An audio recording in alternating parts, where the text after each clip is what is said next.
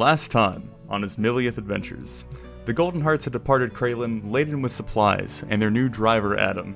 Still on task for the Duke, seeking to retrieve his kidnapped son, the party travels several days north, their final destination being Karoon Vale.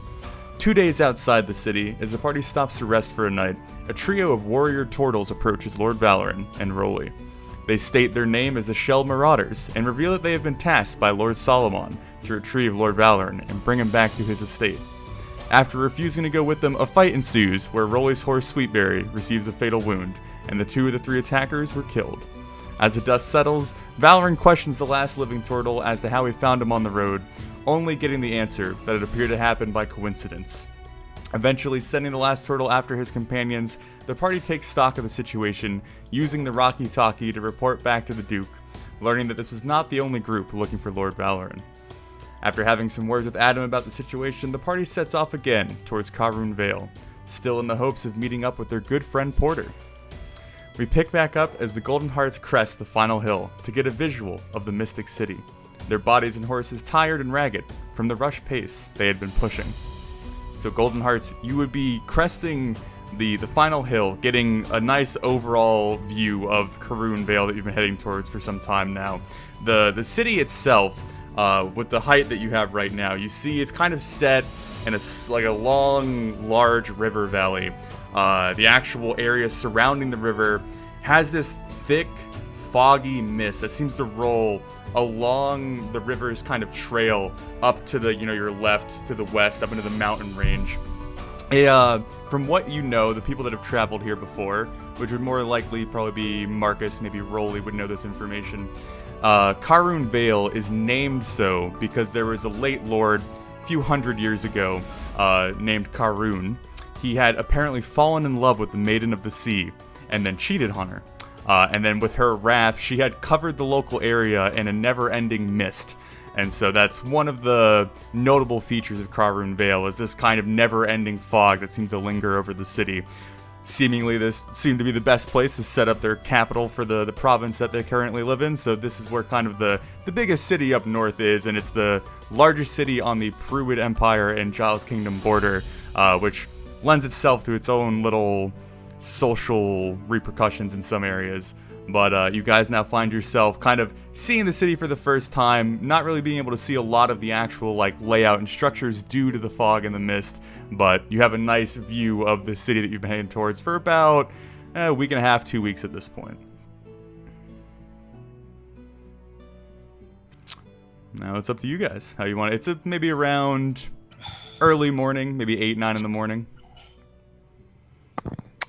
And who is Roly riding with? I imagine you could either be riding in the cart or doubling up with one of your friendly companions. I'll just stay in the cart. Okay.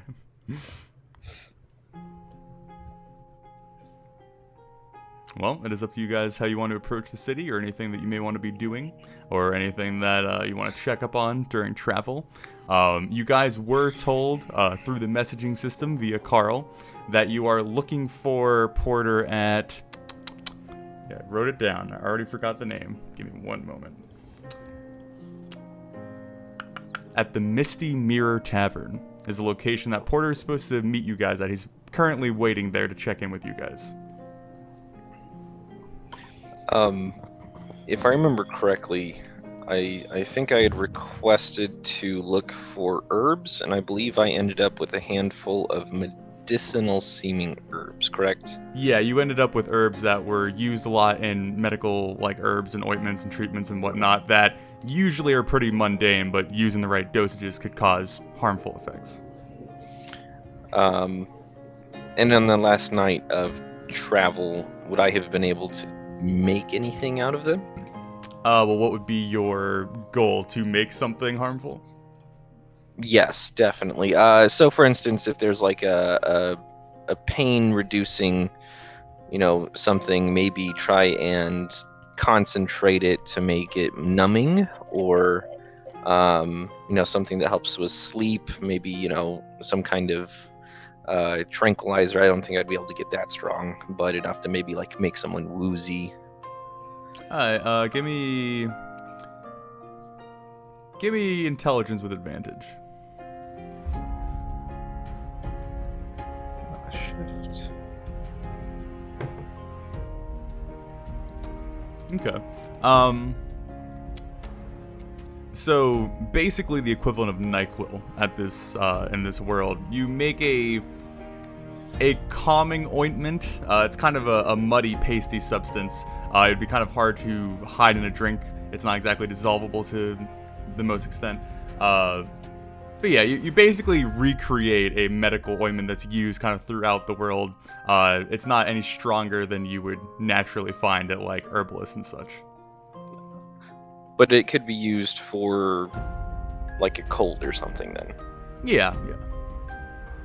Okay, yeah, stopper that up and keep that in my pack. That'll be good. All right, lads. Well, we're almost there. Marcus, you mentioned you traveled quite a bit. Do you remember anything of note from this area? Did you ever get through here? Would I know anything in particular about Karoon Vale? Yeah, so in your station up here, where you've spent a decent amount of time, and having done so both during peacetime and wartime between the Peruid Empire and Giles Kingdom, during wartime, you knew that traveling between the borders with any, like, even if you were just a resident or civilian of either faction, was a big no-no. But eventually, as peace was kind of called and the Peruid Empire's advance was kind of halted, there were some opening up to allow, some of the Peruid Empire to cross over and some of the Giles Kingdom to cross over and trade to resume, that kind of thing. So Karoon Vale is probably the most Peruid Empire friendly city in Giles Kingdom. It's probably the one that has the most leniency toward its very different doctrine. You've probably been there a few times, I imagine, since you had been stationed at Karos Cross. If you'd ever like taken a vacation or had to like travel somewhere to like restock goods or something like that. So you're probably loosely familiar with the city. You're certainly not like a tour guide of it, but you would know general facts about it.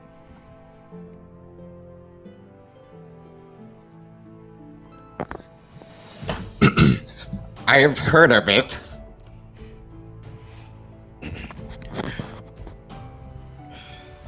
Okay, well, I think we should probably maybe ask around, see if we can find Porter at that one tavern, and maybe get set up and see if we can't go save that little shit and get back to the Duke.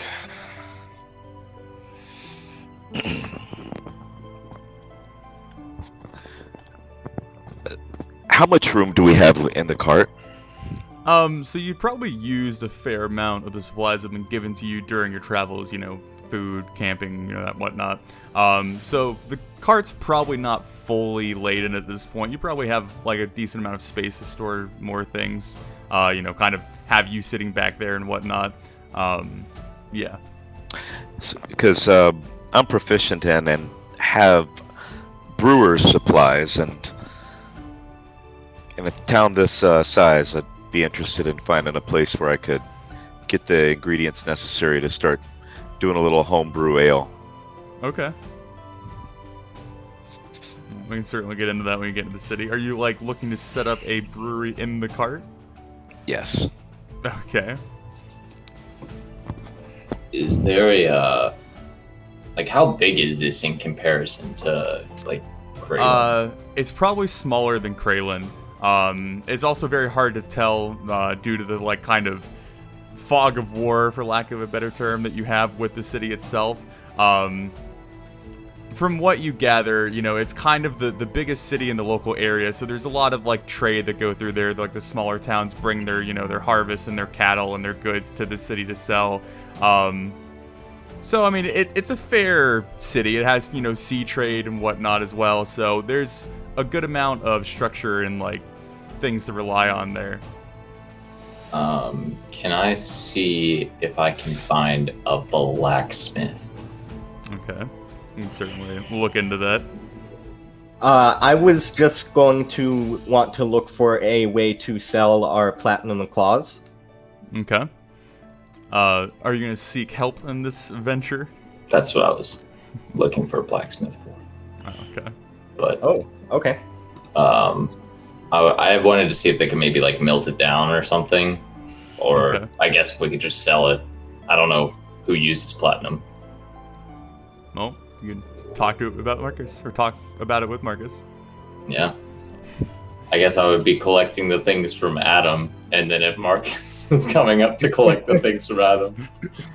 Are you taking all the claws from Adam, or are you leaving him the one, or was it one or two that you handed him? We handed in Two? two. Yeah. Yeah. I'll take what? Is it There was 6? 8 total. So 6. Yeah. Alright, so I guess I will be taking the 6 claws. Okay. And I guess I will turn around. Oh, hello, Marcus. What are you doing with those? Well, you know, I was gonna take them to like a blacksmith or something and say, hey man, can you like smelt these down into something? Or do you want to buy them, you know? See if we could get some money. Oh, that sounds like a good idea. Adam, would you like us to sell yours, or would you like to hang on to it yourself? He looks down at the 2 in his palm and looks back up. He kind of has like a little bit of a conflicted face. He knocks his head from one side to the other. Well, I kind of want to keep one. I mean, you know, I feel like we've become pretty good friends. It's a little bit of a memento. Do you want us to sell the other one, or? Yeah. I mean, yeah, I'll give you one to sell. Okay, so I will take the one from him. Just before you trundle off there, a jeweler might have more use for platinum in that state than a blacksmith. Just A jeweler. Maybe we'll go to one, and then we'll go to the other. Which one should we go to first? well, if you're asking me, I would say a jeweler, but Okay. hardly unbiased. Okay, I guess we go to a jeweler then, Marcus, and then we see what the jeweler says, and then we go to the blacksmith and see what the blacksmith says, and you know we can negotiate prices, see who has the better deal. Okay. Thor, that's a really good idea. I am full of good ideas. Nobody ever talks to me. It's crazy. Me and Carl, we talk a lot. Do I get any magic sense from these, or do they feel like they're just metal? Oh, I don't quite know how Jarek would get that sense. I mean, Well, I have identify, so I was going to Well- use. oh, that. Well, hold on. I mean, I would. Did we not do detect magic after the last fight? not that I'm aware of. Okay. Well, before running off, I would suggest that we would detect magic on them first, Okay. and I could take care of that within 10 minutes. Okay. So as you guys are traveling down towards the city, I'd say that you're lining everything up and detecting magic on it. Yeah. Valorant, is there anything specific that you are doing, sir? I'm going to look for a church or a temple. Okay. Okay, I got a lot of things going on. And also, are there any? Is there a dwarven presence in this town, or is it primarily human still? You would definitely see a bigger populace of dwarves. Obviously, they wouldn't like call this home, but since you're near bigger dwarven settlements to the the mountain range to your west, there's a lot more like trading and visitors and workshops and that kind of thing. So you would probably see a lot more dwarves than you're used to, or at least you're used to down in the south. Yeah, I would try and find some dwarves specifically from Bronze Shard if there were any, but any would do, and just see if there's any news that's pertinent to me. Okay. Sounds good. Okay, so let's go ahead. Thor and Mark. Oh, so after you cast Detect Magic, the Platinum Claws do not seem to give off any sort of magical aura, so they just appear to be kind of normal Platinum Claws, if that's normal. So then Thor and Marcus, you're going to be looking into selling them. So go ahead. Either you guys can roll separately, or one have advantage. A persuasion check to see what you can get for them, and we'll see how that goes with the jeweler and the blacksmith. I have a +4. I don't know what you have. That's the same as my modifier. We'll roll together. All right. Champs. Let's go. So 20.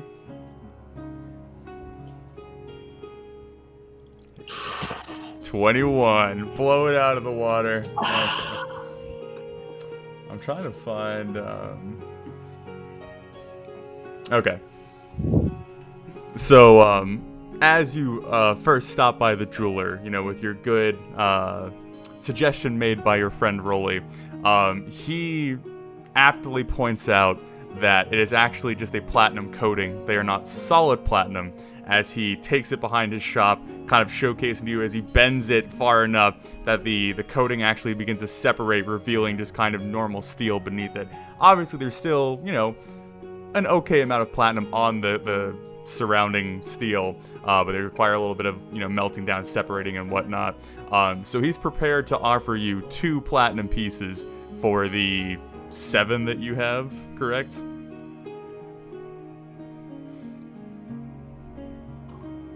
Okay. Mr. Is it a guy or girl? Guy. What is your name, sir? Terrence. All right, Terrence. You have a very normal accent, but it's fine. Well, he hasn't even spoken yet, so. Who told me his name, huh? All right, Terrence, hold on. I need to. So you say 2 platinum for 7 claws. Marcus, does that seem like a good deal?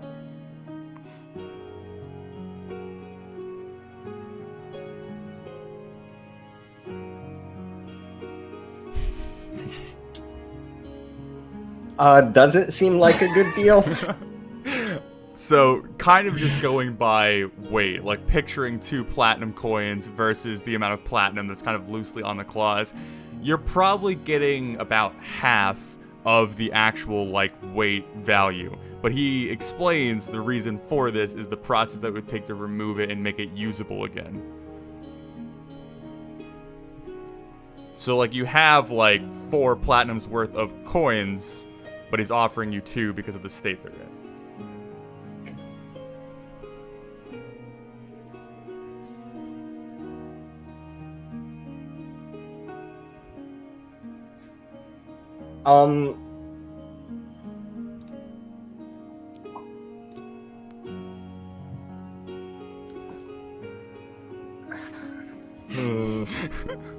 Do I have any pre-existing, or might I have any pre-existing business relationships with any smithies in this city?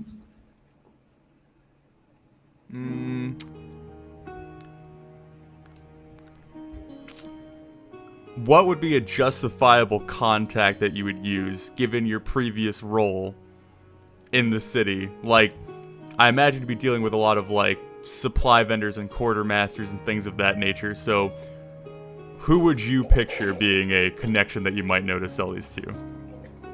Basically, I'm looking for a name to throw out in a negotiation to bluff as if I have a specific, buddy blacksmith on deck ready to melt these down, and I want to sort of suggest that I was just offering the jeweler the sale as a courtesy. Okay. Yeah, I would certainly say you have some sort of business contact you could kind of refer back to. So, go ahead and give me, I guess, a straight persuasion with advantage. Okie doke.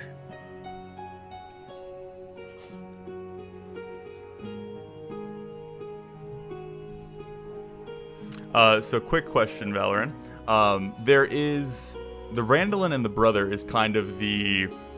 accepted religion throughout Giles' kingdom, but there is also a sizable religion, or I guess populace, that surrounds the Earth Father and the Pruid Empire's religion here as well. There's kind of half and half. Are you seeking out one over the other? What's your goal? Whichever one has the biggest church. Okay, so that would be Randall and the brother. Okay. But yeah, so 16, he'll sweeten the pot. He'll do 2 platinum and 5 gold. That is acceptable. Do you want to run it by the other guy, or do you want to sell it here? It makes no difference to me. That is exceedingly helpful in our current situation. Alright, you know what? I will trust Rolly. I will trust that he knows what he's doing. But I guess we'll never know about the blacksmith. Oh well. Okay. So you are selling the 7 for 2 platinum and 5 gold pieces. Here you go, Terrence. Take good care of these. They belong to a dead turtle.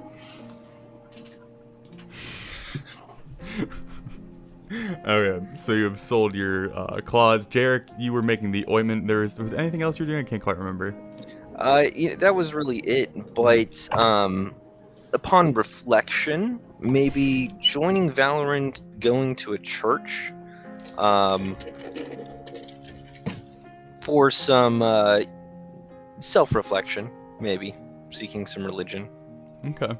So Valorant, what is your goal? Seeking out the biggest church. To be alone. So Jarek has followed him.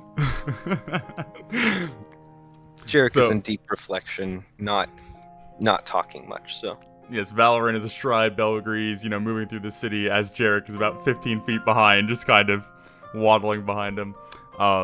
Yeah, so is there anything that you're doing at the church, like a certain thing you're seeking out, or are you just seeking like a moment of rest? Well, to be honest with you, he's not ready to go to the Misty Mirror. Yeah, the Misty Mirror Tavern. And face that guy. And rather than asking around town if there were any other pubs or taverns, it seemed simpler to just find a big church where he could go sit in the corner and take a moment. Okay. And ruminate on the various threats against his life and livelihood. Okay. So Jarek, are you just going to do the same kind of, have some self-reflection in the church? I think Jarek would probably sit up near the front if there's pews. Just kind of talk to his tattoo for a little bit. And then he would actually seek out the brothers, whoever might be around, to inquire about medicinal ointments. It's a church. They should probably know a little bit about medicine. Just if there's anyone, he could talk to about learning a little bit more, getting more familiar with it. Okay, I mean, yeah, so like the Randall and the Brothers Church, provides like general healing and ointments and that kind of thing, like non-magical healing. So certainly most of them would be rather proficient with it. So I'm fairly certain that you could find someone, have a chat about it, maybe have them look over the herbs you've collected and the ointment you created, kind of, notes here and there, and I'll keep that in mind on your journey. So that's what you're kind of doing during this time. And then Rolly, you are looking for brewing either equipment or ingredients or things of that nature, correct? Yeah, I am. I'm just looking to. I need to purchase a supply of hops and maybe some tubing to round out the set, and some distilled water so I can start making my own batch on to go, so that we're never without. You want to give me an investigation check then? Sure. Did the party have any sort of discussion on when to actually meet back up or where to meet back up? No. We just all wandered in our own directions. Me and Marcus are chilling. Yeah, now rich completely. Yep. We're gonna go gamble it away somewhere. We all know that Porter is at the Misty Mirror, right? Yeah, you are all aware of that, yeah. I figure we'd just all do our business and head there. And I'll, Marcus, I will give you 5 gold because that is equal split. Correct. I believe so. Cool. So 13 investigation rolly. It takes you a fair bit to really get a lead on anyone who's selling like the actual equipment. Obviously, there's taverns and breweries kind of around, but a lot of them, either trade secrets or, don't want to actually sell the equipment they're currently using, that kind of thing. So it actually takes you almost to like the edge of the city itself, kind of on the outskirts, before you find kind of a rundown hobbyist who's kind of given up the whole brewery lifestyle. He's tried a few brands here and there, none of them really caught on. So he kind of offloads his setup wholesale to you. Which, kind of base ingredients and the various kind of knickknacks. And the tools are, worn and probably not the best quality, but, they're there for if you want them. Okay, I mean, I've already got my actual brewer supplies. Yeah, I just, sure. And how much does he want for those? We'll say 8 silver pieces. Bless you. Okay. Yeah, that's fair. Okay. And then I would put those in the cart for the time being. And I ideally, if there was any sort of outpost shrine to the mother, I'd like to see that, but I don't expect I'd find it. So I'm just looking for any large group of dwarves. Okay. Well, in your search for brewery equipment, you most certainly came across dwarves at some point during that journey. So it's pretty reasonable to assume you could find a cluster of your brethren to revel in for a little bit before meeting back up with the party. So is it safe to assume that unless anyone else has any other business, we'll all kind of reconvene at the Misty Mirror around noonish? I think there's one more thing I would try. Okay. As I'm sitting there in the church thinking things over, can I recall the name of the death god cult that Duke Braun informed us of? Yes, you can. If I can remember what they're called. It was the Hollow Keepers? Hollow Keepers. Got it. The Hollow Keepers. Yes. And the name of that demon? Toradan. That ancient evil? Did you say Chordan? Toradan. Torodan. Tordan. Tor. What Dan? Odan. Torodan. And the Hollow Keepers with their hit new single for the summer. All right. So I assume this is somewhat of a well-to-do church, since it is probably the largest one in town. Mm-hmm. Kind of fancy, kind of good vestments, maybe stained glass, that kind of thing. Yeah, it's fairly well off. So before I leave, I'll actually head toward the front, and wait to be addressed by whatever priest is working this shift. I don't know what you'd call it in a church context. The Walmart greeter of the guy on the church. Yeah, the guy on duty. Okay. As you kind of stand in a position that kind of shows, the general idea of what you're looking for. One of the brothers of the Randall and the brothers, the church, all of the members dressed in like these kind of fine white robes with different sashes that kind of signal the ranking and occupation they have within the church itself. So they're all kind of dressed in a very similar, clean white aesthetic. But a rather older gentleman, human, definitely shorter than you, maybe 5.5 feet tall, kind of comes, waddling over a fair bit. His hands kind of clasped a little bit under his sleeves, seeing that you're kind of waiting to be addressed, stepping forth in front of you. Well, hello, welcome. Thank you. How may I address you? Oh, I am Brother Took. Well, brother, I am Lord Athelvane. Well, greetings, my lord. It's always a pleasure to see the nobility taking part in the church. Yes, well, I wanted to seek out some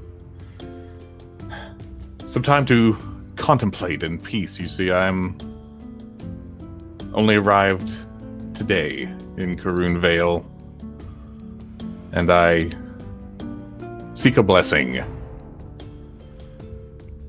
Well, it might be a bit out of my hands to give you this blessing, but I can certainly point you in the right direction. What troubles you, my lord? Well, you see, my party and I have been sent here to address a disconcerting possibility of evil having taken root in the nearby countryside. And before we must face it, I wonder if this wonderful church would spare holy water that I may consecrate the grounds after we cleanse this evil. Well, that sounds like quite the valiant escapade you're about to go on, my lord, and I'm sure that everyone here was going to benefit from that greatly, so I imagine we could rustle something up for you, if you would like. I would be most appreciative. Of course, you know, my lord, running a church takes quite a bit of coin, and any sort of beneficial donation that you would like to receive for the church upkeeping its duties would be very welcome at these trying times. Is this out of character here? Am I still in Rojmazev, or is this a new province? I'm blanking. Rojmazev. Am I? What am I? I'm totally out of it. You mean Giles Kingdom? Yeah. So we're in Giles Kingdom now. Yeah, Rojmazev is a different faction that you were in with Lilianor. It was like that merchant small faction. Did we have to cross Rojmazev to get here, or we've been in Giles Kingdom the whole time? Rojmazev's pretty far to the east. You have to like kind of go out of your way to get up there. You kind of bypass it far to the west. So you're on the border of the Pruitt Empire, which is like the dominating military faction to the north, and Giles Kingdom, which is the kingdom that is just southeast of Folk, which is where you're from. Okay. So Valorant says, yes, of course, I understand completely. To my embarrassment, I find myself somewhat lacking in that regard. You see, I'm poor as the pilgrim at the end of a long journey. If you could give me some sense of how I may pay the appropriate tribute to the church. Well, there is no shame in being destitute, my lord. It happens to the best of us, even in our old age. But I imagine after your adventures or your travel, maybe some wealth may come your way. And if some of that wealth found its way back to the church due to its hand in assisting, I think that would be very smiled upon by the brothers and I. I will be happy to restore the church for bestowing a single flask of holy water on me. And then some. Well, I will... If you give me your name. Lord Valorant, was that it, correct? That's right. I will keep your name down, I will put in the request, and if you check back here later, I will have it ready for you. Much obliged. I shall. Thank you, my lord. I wish you the best on your travels, and wish you luck and wealth in the future.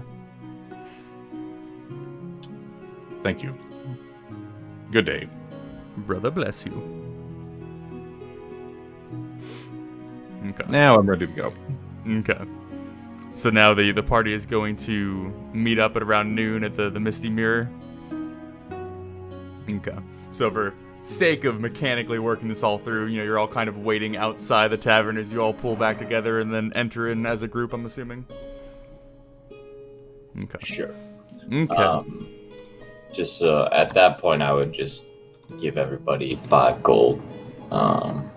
So plus 5 gold to everybody. Okay. Does that include Adam? Well, Yeah, Adam if you were including Adam in his 1 claw, then that would be 4 gold, 16 copper per person. You know, everybody else just take 5 gold. I'll just give Adam a gold out of mine. Money is irrelevant to me.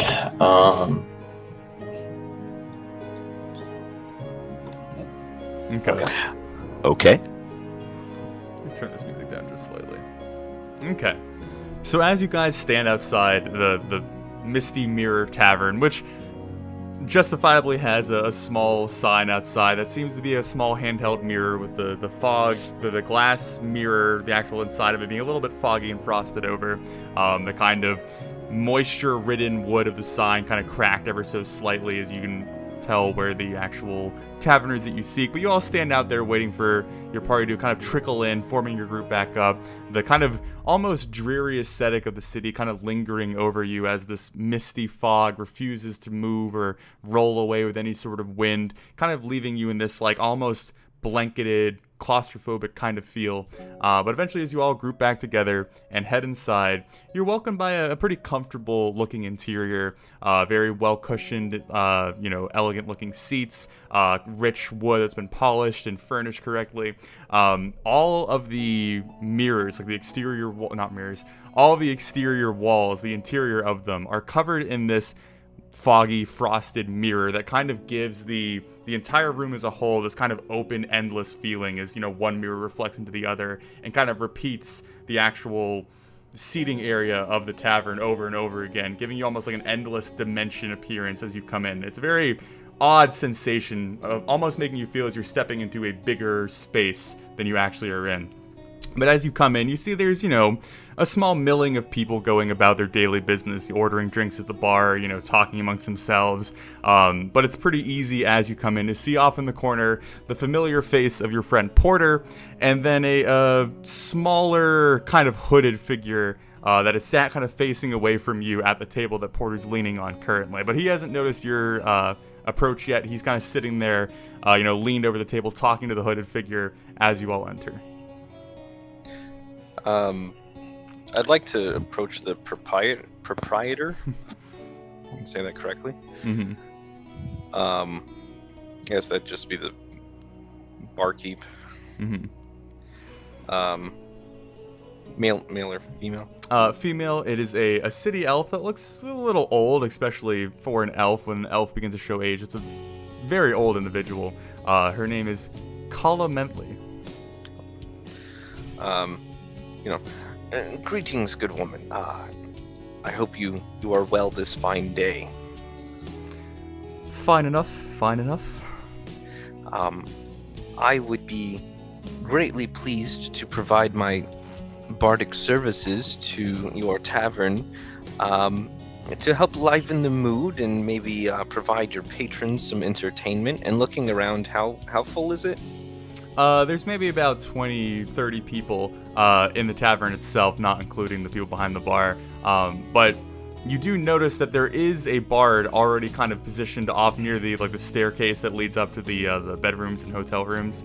That's kind of playing lightly to a small group around him as you kind of look around and get a feel for the place. How good is his performance? You're not quite close enough to hear it.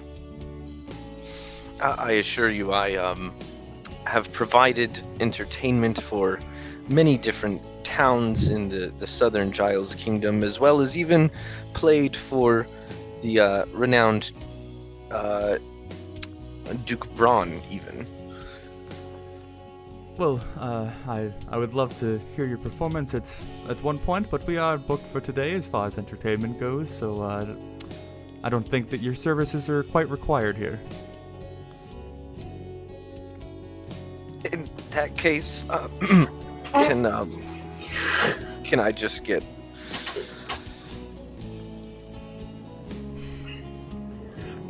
eight ales? Certainly. Are you here at the bar, or is there a table? Are you sitting with your companions? just give us a few minutes, and I'll wave you over. Yes, that's precisely how I like to be motioned to. Thank you. And how much for the ale? We'll see once you're done drinking. Oh, fantastic! Thank you so much. I make my way back over to the party. Okay. I'm gonna have Carl sneak up to Porter. Okay. Slowly. Well, you can't hear what Carl hears. No, I know. Okay. So you're gonna send him to sneak up and then come back? Is that the plan? No, I'm just gonna send him to like crawl up Porter's leg. Okay. Wait, Thor. Wait, what are you doing? What do you mean? I'm not doing anything. No, I saw Carl sneak off. What are you doing? What do you mean, dude? Carl has a mind of his own. I don't know what he does. I know, but who's the guy with Porter? I don't know. Maybe Carl went to go find out. Carl's a curious guy. Can you talk to Carl? Carl! As you saw Carl kind of moving his way through the legs of the furniture and around people's step, trying not to get crushed or kind of kicked across the room, he's like halfway over to Porter when Thor calls out. He stops, whips his head around, kind of darting his arms out wide to kind of show that he's trying to be stealthy. Okay, just keep me informed as to what's going on. He goes to turn and continue and then smacks his head straight into a chair leg and falls over. This is not going to go well. But I have faith. Hey, I don't suppose any of you guys can read lips. No, but I can understand words that come out of mouths. It's almost the same thing. Is there room at the table next to the hooded figure? Is there a place to sit? It's like a booth table in the corner that has plenty of seats to kind of seat the entire party. All right, unless someone stops Valoran, he just kind of stomps to the table and sits directly next to the hooded figure. Watch out, Carl! Marcus, what are you gonna say?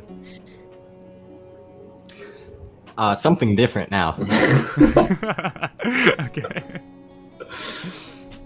So is Valoran just approaching the table? Yeah. I guess I would be going over there with him. Okay.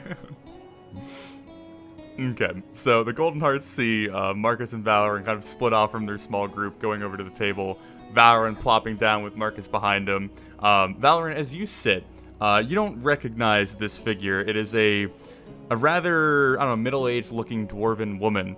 As you sit down, you can kind of see like just the edges of her face poking out from beneath her hood.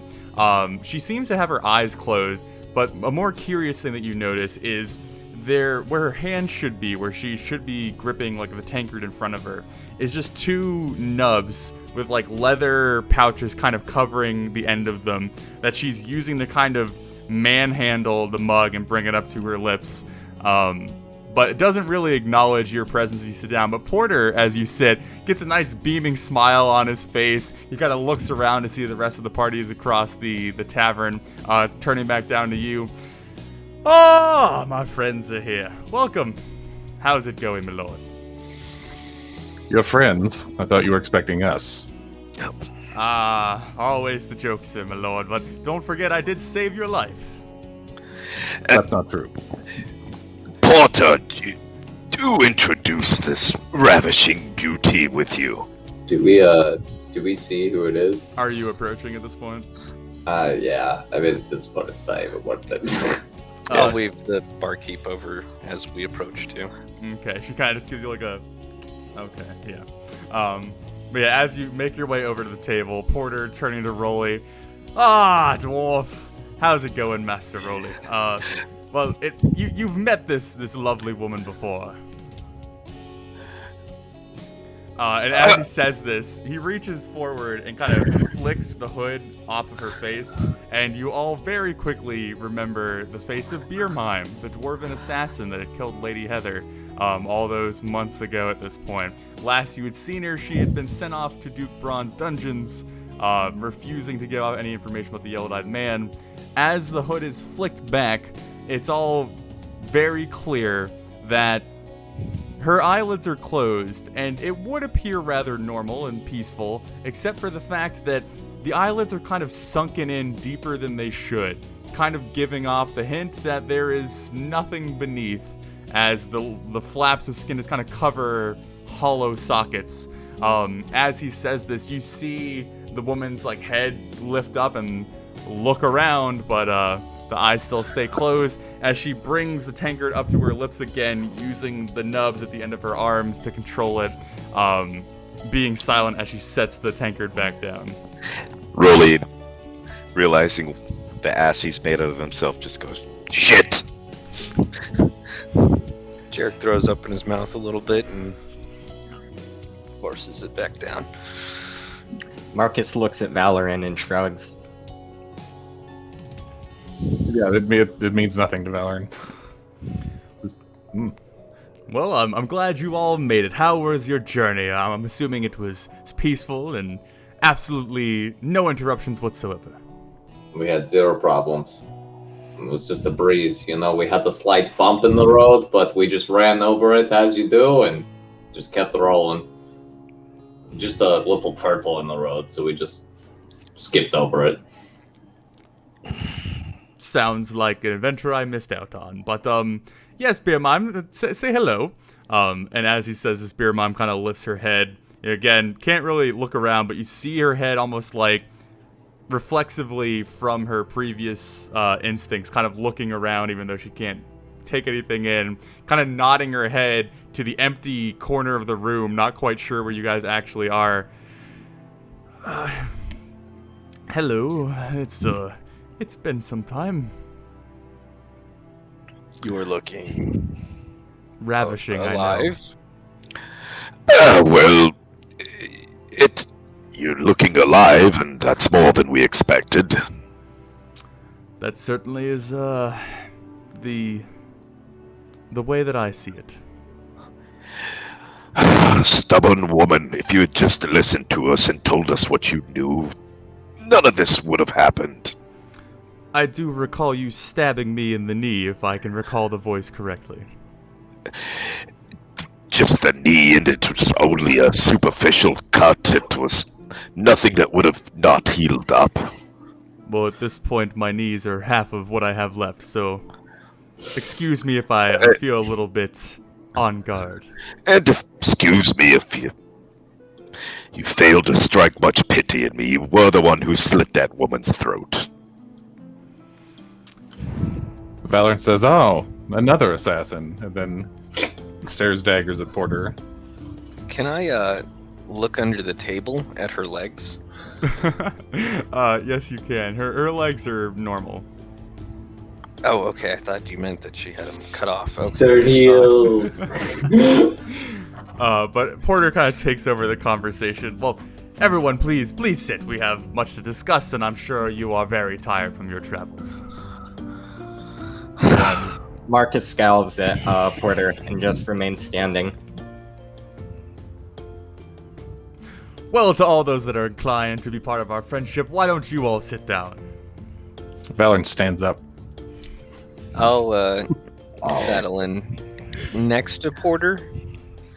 Okay. And try and hide my fingers like under my arm, just in case I need to throw a cantrip. Okay. I'll sit next to Beer Mime. Okay. And I'm looking at the waitress. Is she ever gonna come with any beer? Yeah. As you guys kind of sit or stand, she shows up with a tray of tankards, kind of looks about the group, very much shows that she does not want to participate in any conversation that this particular group could have going on, sets the tray down, and just immediately goes back to the bar. Yeah, she's a fucking peach. No idea what was her name. Fuck. Well, Master Dwarf, if you want to know what it's like to travel with a peach, you should travel with Beer Mime. She's quite the hoot on long ventures, I assure you. Well, before before anything is said, is Adam there with us? I ordered 8, expecting him to be, so that one I just want to double check. No, I was gonna say for all intents and purposes, he's like messing with the horses and stabling them up. No, okay, yeah, never mind. Well, I imagine you're all exuberant to see me yet again. I can see that you all have smiling faces. Valorant finds a different seat and sits down and says, "This familiarity is neither welcome nor warranted. We're here for a job. You're the Duke's man. Do the Duke's work." Well, I am doing the Duke's work. I'm making sure that his companions are well taken care of and in good spirits, my lord. So you'll be covering the cost of the drinks. Okay, yeah, no, that's fine. Yeah, we've been here before, Sir Jarek. I imagine you have been compensated enough to cover your own drinks. But You have a vivid imagination. Well, that's how I can stand all of you. I just picture very, very attractive women in your place. But anyway, I imagine we should actually discuss our purpose here and not just revel in the kinship that we all share. I'll be boxing with Carl. Well, yes, please tell us what I'm doing here. Oh. So, Porter's gonna like settle into his chair a little bit, kind of lean back, looking you all over a little bit. He kind of nods over to the Valorant and Marcus, kind of looking up at Marcus's disapproving glare. Well, it seems that I had the right instincts to facilitate your introduction to the Duke. How did you all get along? I would say quite well. Fine lads. Yes, they seem very friendly. Oh, they are to us. Well, They're a little prickish to pricks, though, so don't I hold that can't against them. imagine what I could have done to possibly facilitate any sort of ill feelings towards myself. Let's just say your reputation went up in flames. Hilarious. Well, And your point is? let's not dwell on the past. We have moved through that scenario and we are better people for it. Anyway, welcome to Karoon Vale. I imagine you have not been properly introduced to the magnificent city we find ourselves in currently. I know of it. Why is it so misty here? Oh, it's a very fun story, Thorn. I imagine if you asked around, someone might give you the particulars. But a very fruitful lord that enjoyed picking from different trees that weren't his own, angered off some very powerful woman, and here we are covered in mist. It's quite the interesting chain of events if you really break it down. Was he picking like apples or like oranges or? Yes, all of the above. Must have really enjoyed fruits.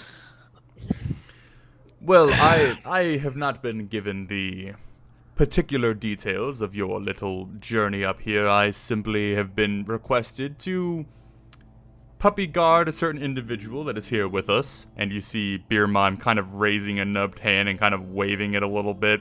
Again, at kind of the between Thor and Jarek, not quite knowing where to aim her intentions. But just kind of waves half-heartedly before Porter kind of like gives her a little nod and a gentle kind of pat on her head. She is our residential expert at the individual that you all are pursuing. And I believe we may have found where he has holed himself up. That's good to know. So where can we find Novan? Miss Mime. Beer Mime goes to like open her mouth to speak, but Porter kind of interjects a little bit. Ah, Rolly, you seem to have quite the loose lips. Have you been hitting it a little hard on your journeys, have you? Fuck off. You said she knew something about who we are following. That's who we're following. I am simply looking out for your best intentions, Rolly. I imagine if names got slipped in certain places they shouldn't, people might get blamed, feelings might get hurt. I'm sure Miss Mime will keep those lips shut, considering the generous hospitality of the Duke previously. Porter finally resides himself from speaking as Beer Mom kind of moves her head from side to side, kind of tapping the table with her nub till she finds the tankard again and then lifts it back up to take a drink, setting it down with a... Well, if you want to know, he usually likes to position himself near a small town that he can take from, for lack of a better word. Recently, the town of Barren Hollow has had quite a few disappearances that have not been solved. I imagine this might have some connection to him, especially since Porter, my lovely companion, figured out that there is a underground dwelling nearby. It's called the Butcher Hole by the local individuals. Marcus, this would pique your interest. Oh? So the Butcher Hole is a tale told in military academies, military camps, that kind of thing. It's not so much a legend, more of a kind of a learning experience story that's told during the war between Giles Kingdom and the Pruitt Empire. The Giles Kingdom military had set up an underground hospital in the mountains to the west of here to help have like an easier time of hiding away injured soldiers and access to the front lines and that kind of thing. It had somehow been revealed to the Pruitt Empire that this place had been established, so they dug a cave into the back of the hospital, ambushed all the injured soldiers, and basically butchered them, hence earning the name the Butcher Hole, as the Pruitt Empire just slew all of the injured individuals, the actual healers and whatnot that were there, and it is from that point forward been kind of told as locally as a place of haunting and spiritual whatnots and what's the word I'm looking for going on. It's basically the haunted place for the local area, but the story that's told as in like the military aspect of it is how to take care of business without causing a big PR stink. This little event that the Pruitt Empire had pulled, killing the entire hospital, was actually one of the bigger moves that caused multiple factions in the south to finally come into the coalition, kind of seeing the barbaric nature of the Pruitt Empire, or at least the ruthlessness that they would wield during, war and military things.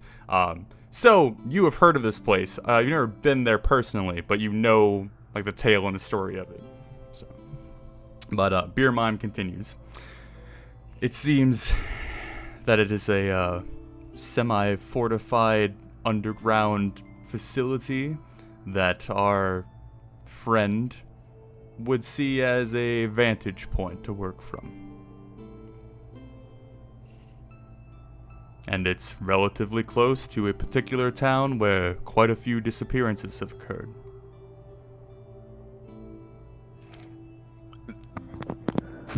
So this butcher's hole is in the town of Barren Hollow? It's about half a day from Barren Hollow.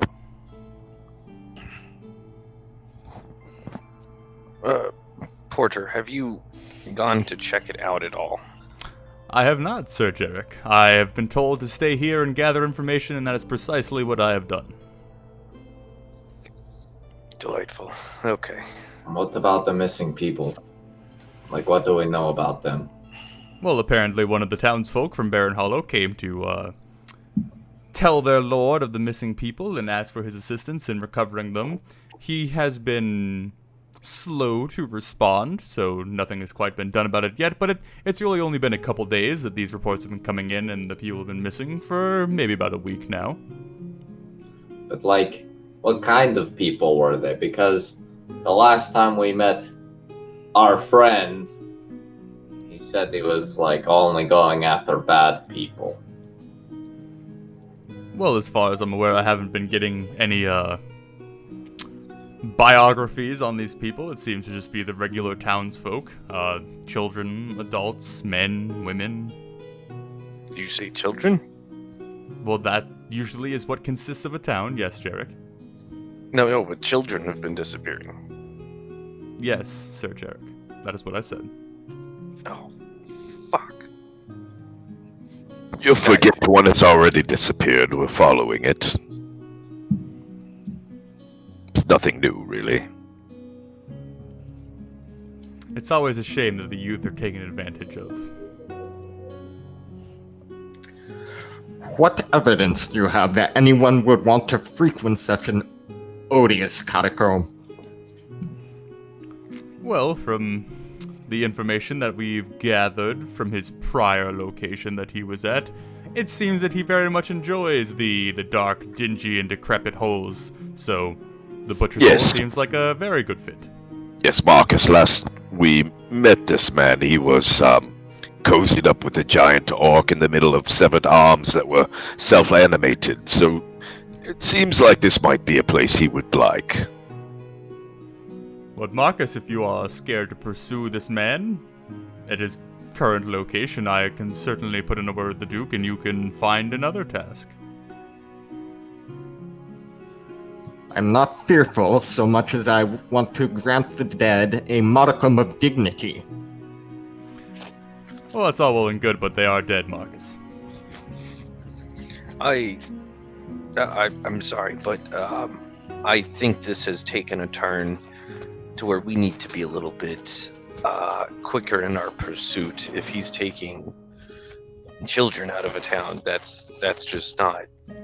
I can understand, the adulterers thing that he had. That's something. But if he's going after kids, then we've got to get this done, and we got to get this done quickly before any more disappear. What, were you picturing this particular individual as Siegfried, the freer of the poor? No, he just, it sounded like he had a code, but this is just pure chaos. This is evil, pure evil. Jarek, I don't know how long you've been in this world. It seems like a fair bit, but most people don't have any sort of code that they live by. Most people are just out for themselves, like you and I. Would I be familiar with that particular moniker? Mm-hmm. That would ring a bell with you, Marcus. Okay. Said Siegfried the what? He said Siegfried, the freer of the poor. Okay. Why do I feel like that's super ominous? Okay.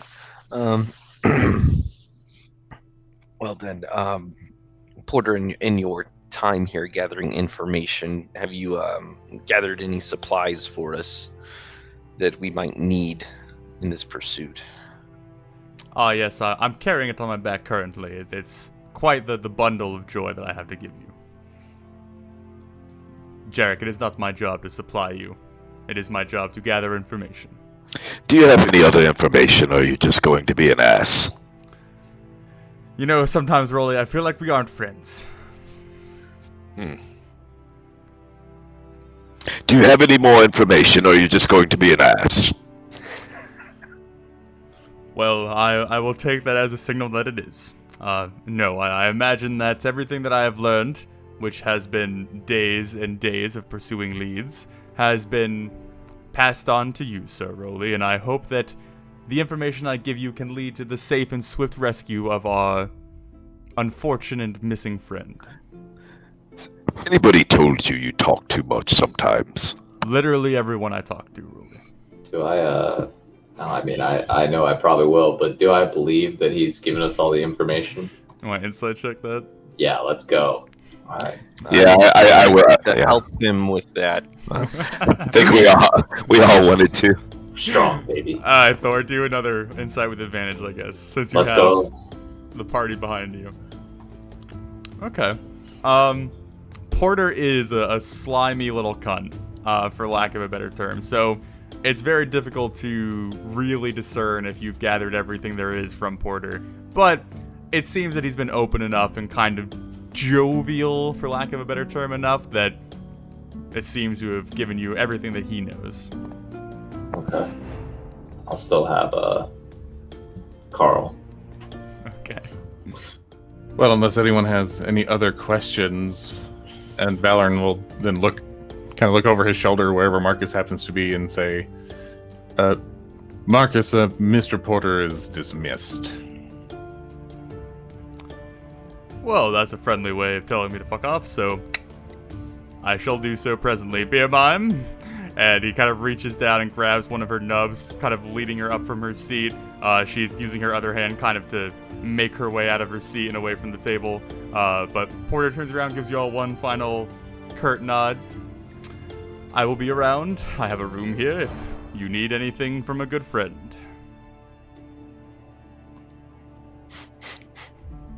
Can I also just I don't know if I can use that insight or not, but just kind of look at Beer Mime and see what's going on with her? Probably not, since it's a little late. Okay. I mean, can I still gauge her posture? I'm gonna say it's late to do that because they're currently leaving. Okay. I thought they were getting up. Well, I mean, yeah, they're getting up to leave, so it would be hard to. Are you trying to gauge how she's walking? Yeah, I know she's blind and all, but is she just morbidly depressed, or she's just being drugged, or She just seems to be going along with whatever Porter is asking her. Okay.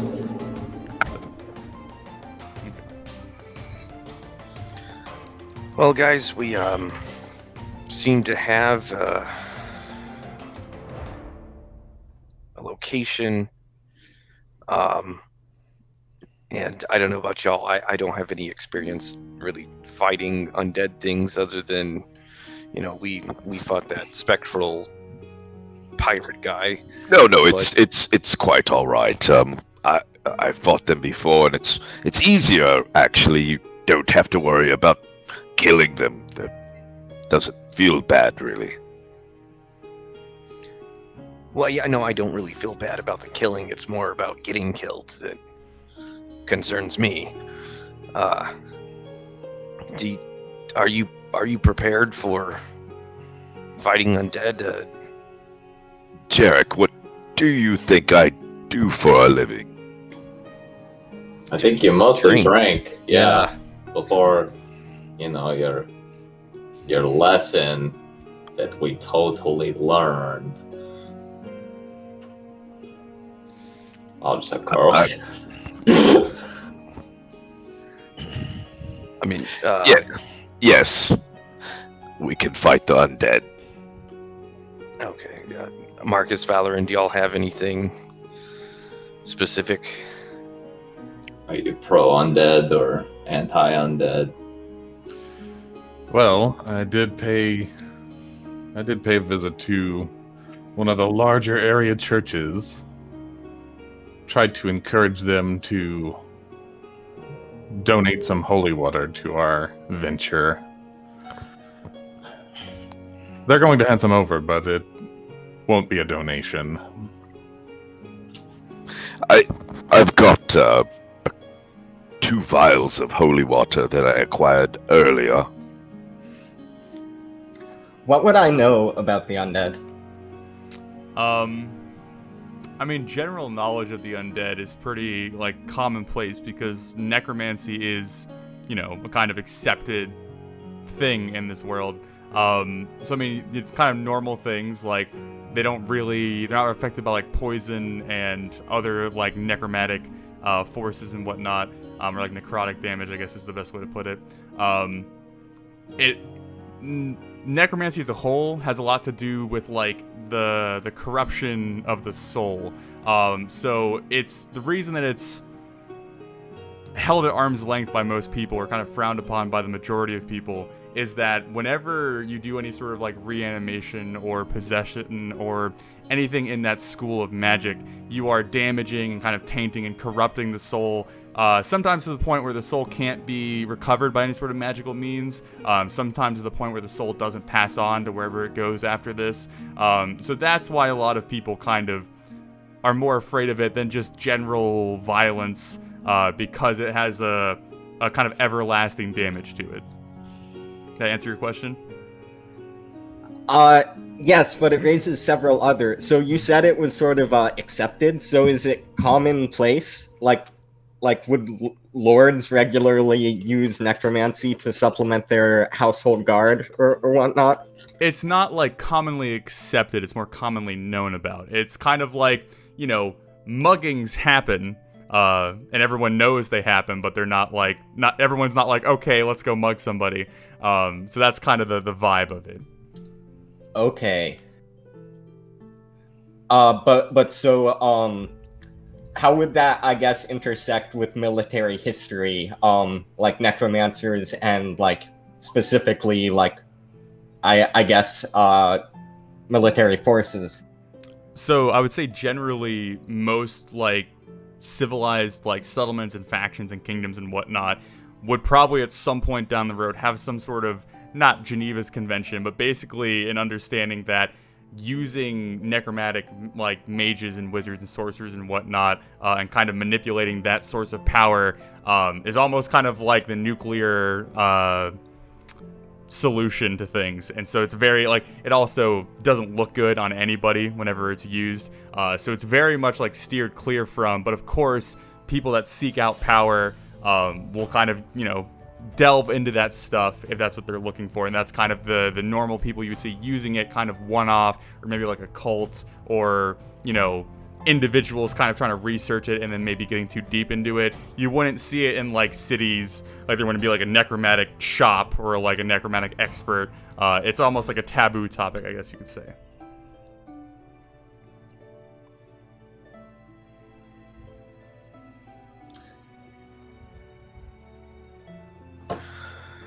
If the information is correct, we should want to rid the world of this blemish. If the information is correct. Anti-undead, I like it. Yeah, no. Okay, well, then what say y'all? Should we go ahead, water the horses, maybe grab some rations and head that way? I'm not sure what else we can do to better prepare. I mean, Valor, did you say you already grabbed the holy water, or we need to go grab it? If they have it ready, we still need to retrieve it. Is there any value in reading in the local lord? Apparently he's already been made aware of disappearances. Is there any sort of assistance that would be worth asking for? The porter said he was kind of slow. So I don't know if that means like, slow, or like slow, or just, he doesn't care. I wouldn't take his word on the weather without looking out the window. I mean, he seemed to tell us everything that he knew, as far as I saw. And Carl took a pretty deep look in his eyes with his little, gem. So I think he told us everything he knows. He told us everything he wanted us to hear. So, would I be aware of any specific like combat preparations that might be prudent for combating the undead? Certainly holy water is a good thing to wield or have handy. Any sort of daylight is another thing that is usually commonplace in fights with the undead. Things that cause radiant damage, any way of manifesting that is another good way of doing it. There isn't Yep. Would it be commonly known that silver is good against Yeah, that's undead? Sort of like silvering weapons and whatnot is what I was wondering. Yes, I think it would probably it depends on the undead you're facing, because there's a difference between like possession, risen undead, vampires, ghouls. There's a slew of them. I would certainly say it wouldn't hurt to have silvered weapons. If you suspect you're going to face something in that zone.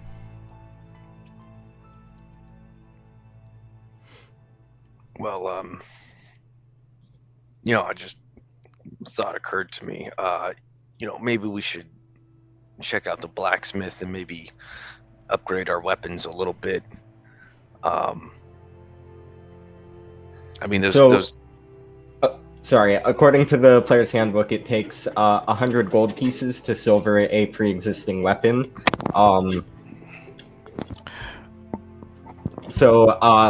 our little napkin from the Duke, would we think it would cover something from like that?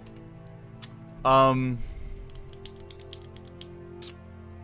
imagine you guys wouldn't know that information, just due to how much you know the Duke and how much you know the area. It might just be something you have to try, but potentially. Okay. Cool. Sorry for interrupting you, Jarek. Yeah, no worries. But I forgot about that, so actually, thank you for asking. Well, here, look, Valorant, why don't you ply the local lord, see if maybe you can get some help? Duke Braun gave us that thing to wave around, giving his name. Maybe you could convince the Lord to help us appropriate some silvered weapons, and one of us can go to a blacksmith, see what might be available readily on hand. If I can get some silvered arrows, that would probably be useful. And then meet back here in a few hours. Good enough for me. I should probably go give Adam his money, It's Adam. It doesn't matter. GT, why don't you like Adam? We had this discussion. Yeah. He's doesn't. We traumatized him. Good. At least we can do is. What do you mean good? I hope your belly button lights you on fire. Okay, I'm just gonna say it. Thor, that's just me. Okay. No, I went through a lot, and ended up with so little in return. Did you go through a lot? We're wasting time, gentlemen. Yeah. By your own admission, Jarek. So yeah, let's. I guess Valorant, if you want to ply the Lord. Thor, Rolly, do you want to check with the blacksmith? Yes, I can manage that. I think we can manage that. Yes. Of course, we can do that. Okay. Here, and I'll give them the 450 gold out of the stash. Okay. Here, see if they have any silver arrows, something like that, or what we can do with this money. Try not to spend all of it. This does need to go back to Corel to build the town, but since we forgot to stop there, we just have to hold on to it for now. Do we know if Karoon Vale is a part of Braun's coalition? If you're asking me, Giles Kingdom as a whole is part of the coalition that kind of holds the Prude Empire in place. Even though, Duke Braun isn't really, it's the king of the Kingdom of Giles that holds the coalition, but really Duke Braun is kind of the guy who holds it all together, the glue. Okay. So yeah, Giles Kingdom and the other southern kingdoms that are kind of in on this is included. So the Duke up here in charge of Karoon Vale, who is Duke Sarensot, would also be part of this.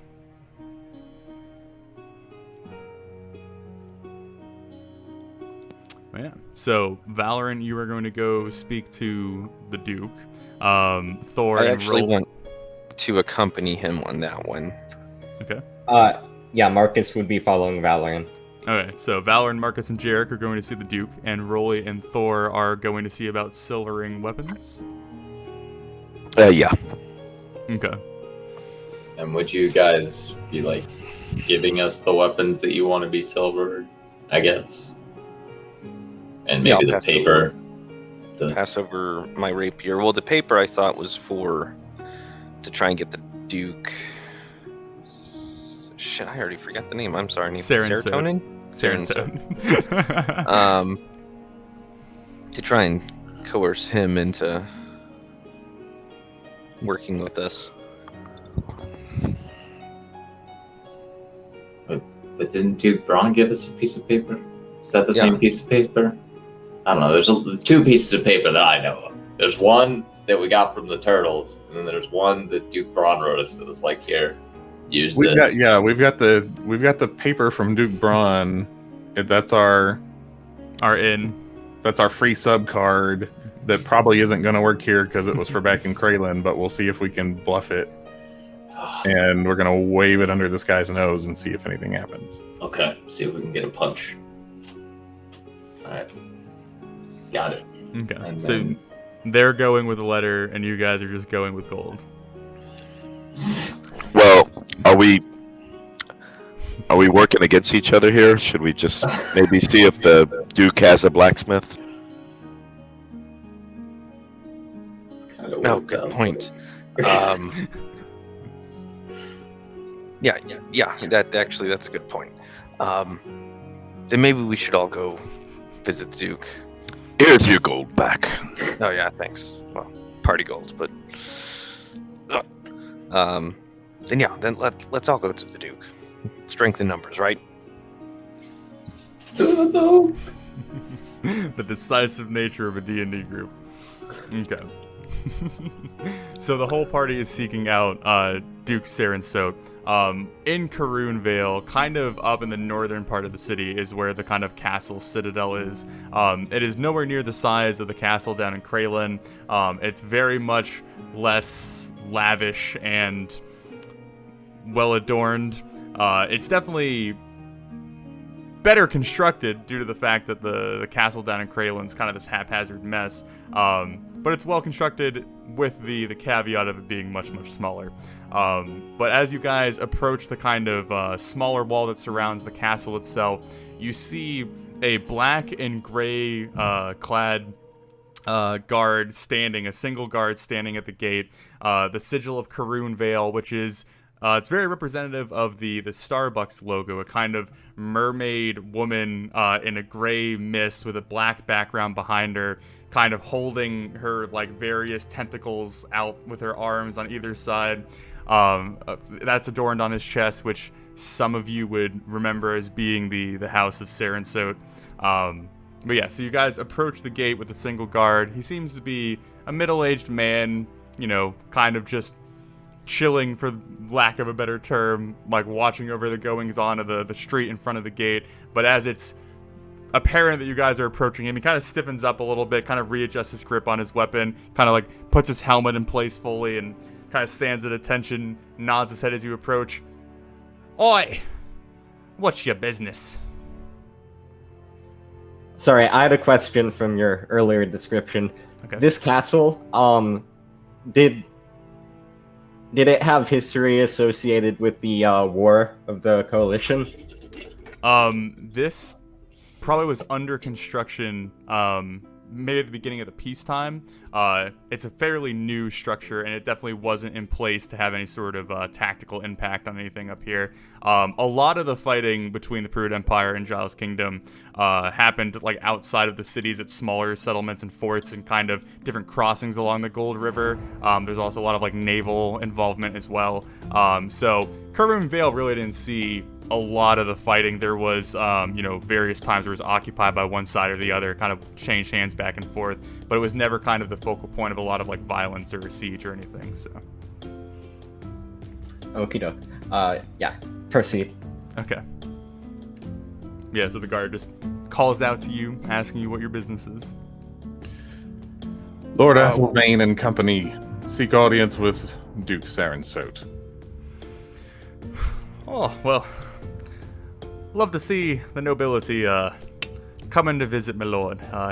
He's been quite the lonely man as of late, so may I ask what your intentions are, sir, and I'll hop you right in. Yes, an audience with Duke Sarensot. Well, I hate to pry, but can I ask what the audience is about? No. Chop to it, man. How What my companion means to say is that the nature of our business is extremely urgent, and we would appreciate your haste in the matter.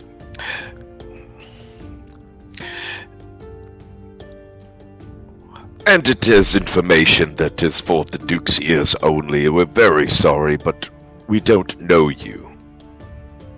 And I don't know you. I will allow you entrance and we will get you set up, but regretfully, the Duke is partaking in second lunch currently. After he is done with second lunch, I will make sure the message is sent up to him, and we will get you your introduction. Sounds good. Can I... Let me see if I can do this. Pull out just a gold piece. Do the little finger thing with it. And, how old does this guy look? He's like middle-aged, maybe like 30s, 40s. A little bit younger than me. Okay. I understand your trepidation here, but this is an urgent matter, and this is a matter between the nobility. I would hope a man like yourself would understand the need for haste. He kind of like looks you all over before he like reaches out for the coin and kind of waits for a second. And I'll just stick it right in the hand. He takes it, kind of like plops it in his little pouch, and he goes, I don't know why you're bribing me. You could have just overpowered me. There's 5 of you and 1 of me, but I'll bring you in anyway. What, no, we're not gonna beat you. What is wrong with you? No, just tell the Duke it's urgent. What? Well, nothing is more urgent than second lunch. And with that, he kind of turns and begins to lead you guys into the small courtyard. Just as an aside, I say to Valorant, I see why his duchy is not that big. He just nods quietly. I would, Also kind of seething, but just trying to contain himself. I would look to JD and be like, so he's slow this way. Yeah, you know, even I'm fat, but even I can run kind of quick when I need to. Do you have second lunch? I mean, usually third, but that's not here or there. Oh, jeez, you really gotta work on that. I did. I lost 5 pounds, Thor. No, I don't think you did. But yes, you guys are led into the courtyard, and then where you and Kraylin, you'd be kind of entered into the great hall, the big giant like entranceway with all of the servants lining either way. The exchange that you get here is a kind of smaller, maybe 10-foot wide hallway that kind of extends down straight through the structure, as there's like various rooms on the other side. There's a moderate amount of like decoration and tapestries on the walls, but nothing to the extent that you saw down south. But as you were welcomed in, you were kind of ushered to the side to a smaller parlor. There's no sort of like refreshments or anything set out. It's just kind of a simple room with, you know, moderately passable furniture. There's no fire set up or anything like that. It's just kind of a small parlor, small tables, maybe a few books kind of laid out here and there. But that's where you are left to wait. As the guard kind of nods his head and goes, I'll make sure he's aware and see how far along he is. So after he leaves, I just want to look around, see if there's anything interesting in the room. Okay, are you looking for anything in particular? Is anything interesting? Okay. Maybe one thing that grabs your attention is there is a fireplace. There's no fire lit. And as you kind of step in front of it and you look up, you see the portrait done of a man that you kind of assume is the Duke. He has a small kind of, not royal crown, but definitely a noble crown kind of on his head, slightly off kilter. He is a larger fellow. He has very round features and large proportions and limbs. He's kind of sat back, lounging in a chair, the arms kind of draped over one of the rounder parts of his belly. There's various individuals standing around him, all of them kind of in descending order of age, that all kind of roughly look the same, that you can kind of assume might be his family, which if so would be a rather large family, about 6 or 7 kids, and then a kind of dainty small wife kind of standing back behind them all. But that's like the family portrait that is set up above the mantle that kind of catches your eye. So what's the floor plan looking like here? There's a few lounge chairs, just kind of one big large couch and kind of a coffee table in the middle. Okay. What can I change? I mean, you could change some chairs around, you can move a table, whatever you want to do. I'm gonna try to move the couch onto the other side of the coffee table. From what I'm imagining, it's like 2 chairs, a couch, and a coffee table. You'd be moving the couch in front of the fireplace, with like the back of the couch facing the fireplace. Okay, hold on. Thor, get your hands off the furniture. We don't need to piss this guy off. I didn't piss off the Duke. He didn't even notice. Nobody noticed. He was interrupted by a large battle, almost a war. Alright, I'm gonna take the coffee table and I'm gonna turn it 90 degrees. Okay. So Thor completely throws off the feng shui of the room, as you guys are left to stay there for a while. Is there anything else anyone else is doing? What does the new castle smell like? Kind of a pine green smell. There's a little bit of a moist mist that comes in from the outside.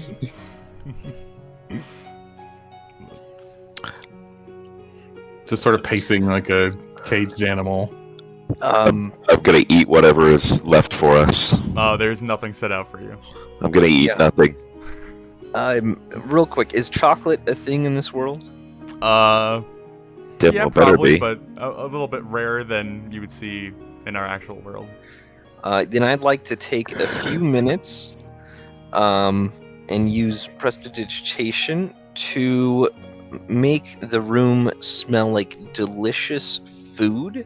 Various desserts, maybe some nice meats, with the intention of having that smell encourage the Duke to be more amicable to our demands as he thinks of the good smells within the room. Just kind of take a few minutes to... It's probably just gonna make him hangry. Well, he's coming back from eating. Well, I mean, also, never we're have enough. probably not meeting him in this room. The best laid plans, my friend. So as our masterminds wait out any sort of continuation, this is probably a good time for a 10-minute break before we get into a conversation with Duke Sarensote. So we'll go ahead and do that, and then we will return as we pick back up in the pine green food smelling room. So as the party is set and kind of left to rest for maybe about 20 or 30 minutes, just kind of milling about the room, changing some furniture, looking at portraits, all that fun stuff. Eventually, the same guard that had come to talk to you earlier, he kind of steps in, peeks his head into the room, kind of gestures at you all. He's ready to see you now if you want to come with me.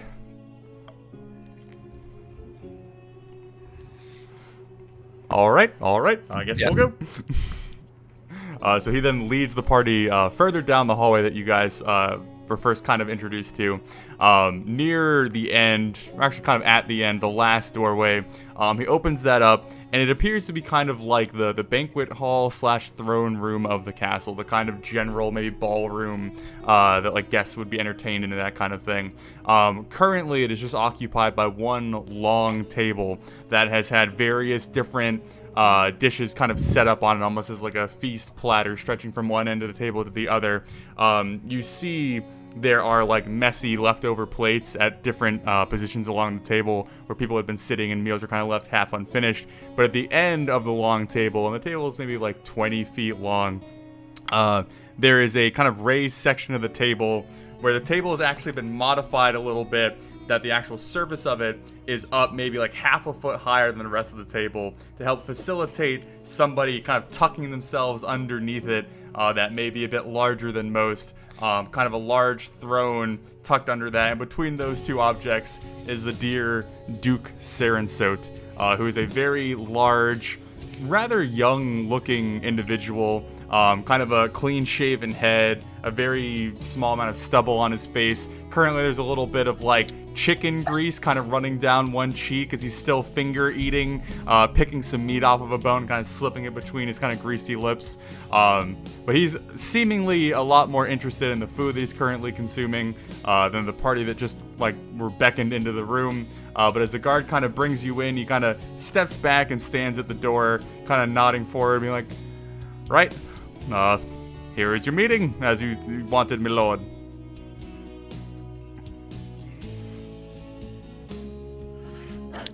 Well, almost ignoring him, I'll step forward and smile politely, but it doesn't reach his eyes. It's very much like smiling for a photo. And say,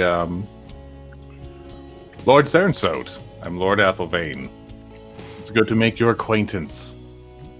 You see the Duke at the other end of the room kind of lift his head up ever so slightly, kind of peering with kind of beady eyes that seem much smaller than usual due to the size of his face, kind of peering across the room at you, kind of looking at the different people behind you, before kind of like nodding his head back and forth a little bit and getting another sliver of chicken in his mouth.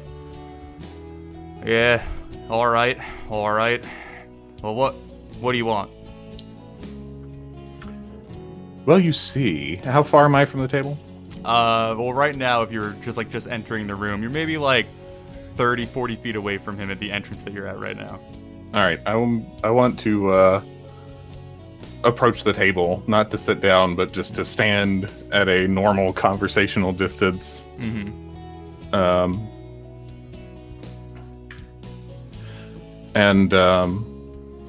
Who's at the table with him? Does he have a party? No one. The people that had been there eating have left at this point. Okay.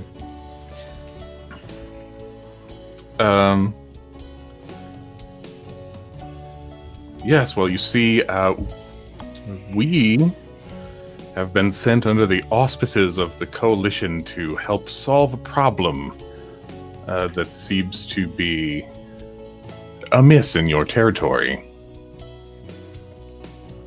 You see him look up, the last bit of a sliver of chicken getting sucked between his lips as he kind of like cranes his head a little bit more, kind of like giving you a second look over at this point. "Well, what business would you be set on up here? There's no trouble here that I need help with. Who sent you? What part of this coalition sent you?" Oh no, I wouldn't suggest that you are incapable, but this close to the border, it's important that things stay in good order, and very little happens that goes beneath notice. Jarek, if you please, would display the document. Jarek will go ahead and pull it out. I believe it was stamped, pop it open, pull it, and hold it forth. And also, with the great blessings of Duke Bronn, of course our lord here, Lord Valoran, the greatest that you have seen come through, and try and give him some bardic inspiration. Okay. So you got a d6 in case you need it for the next 10 minutes. So you see, Lord Sarensot, we are aware that there's something of a boil festering near Baron's Hollow. We will be lancing this directly, and your supervision in this matter, any assistance that you can dedicate so that we can solve this problem very quickly and get back to good order within the coalition would be most appreciated. As Jarek unravels the document and kind of presents it, you see him reach into a small chest pocket and pull out a monocle, and he kind of rubs it on his shirt, but it really only manages to make the monocle more greasy. As he kind of brings it up, again trying to peer through the lens of the document, not really being able to read it, but seeing the sigil and kind of recognizing who it's from, kind of half listening to Valoran before he kind of tucks the monocle back away, and you see a kind of, I guess, frustrated face kind of growing on the Duke before he kind of looks down at the table. Oh, you're the Duke Braun's men. What business does he have up here? Why on earth would he send his men up here? And what interest you have in Baron's Hollow? There's nothing going on in Baron's Hollow. Well, we understand that some of your loyal subjects have gone missing, and that it may have something to do with nefarious works of necromancy. You see his eyes squint a little bit as he looks at the group kind of behind you and then brings his attention back to you. I don't quite like your tone. Why would the Duke send men up here to deal with Baron's Hollow? How would he even know of such a thing? This stinks. I don't enjoy this. Tell me your true purpose. As I've already said, Duke, this close to the border, there's nothing that is unimportant in terms of presenting a strong front. And that's what we are here to do, is to ensure the strength of this vital territory. Yes, well, when we had raiding here last summer, I didn't see Duke Braun sending his men up to stick his nose in that, did he? Even though we requested more and more men. So why would he send men now? What interests Duke Braun personally to send men up now? And then you see him stick another chunk of chicken in his lips and licking his lips a little bit.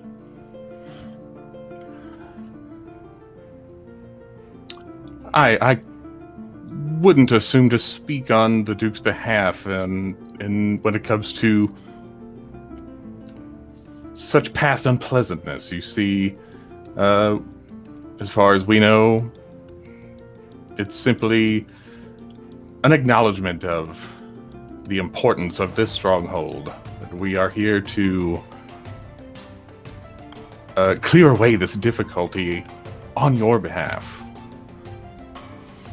You see kind of a faint smile growing on his lips a little bit as he finally leans back from the table, having been on this this hovering kind of position.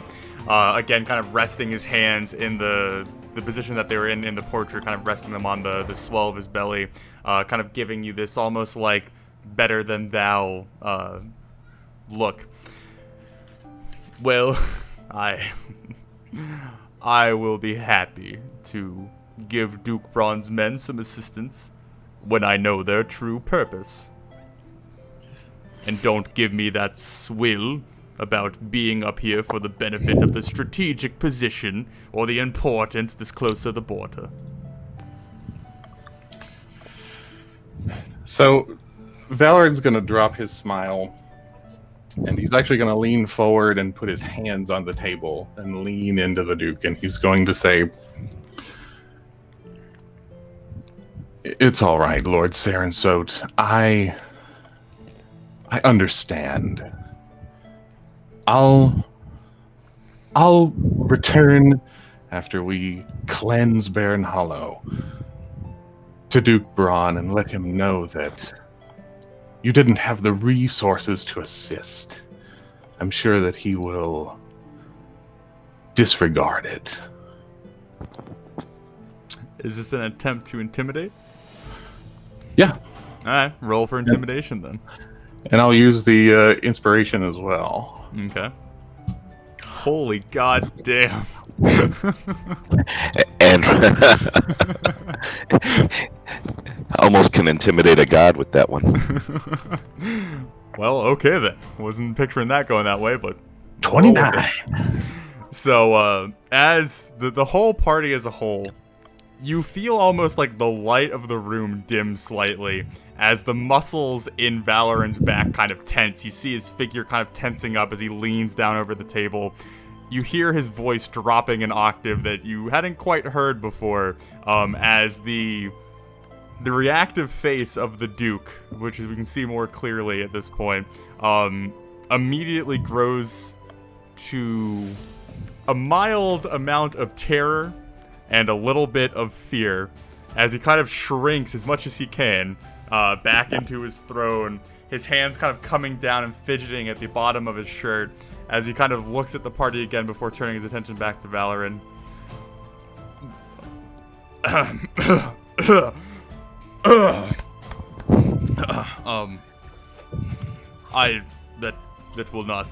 That will not be necessary. Duke Braun and I are friends, and any man flying his colors is a friend of mine. Naturally. Though I don't want you gallivanting around my territory without me actually knowing your purpose. He says very timidly. Duke, I've told you multiple times.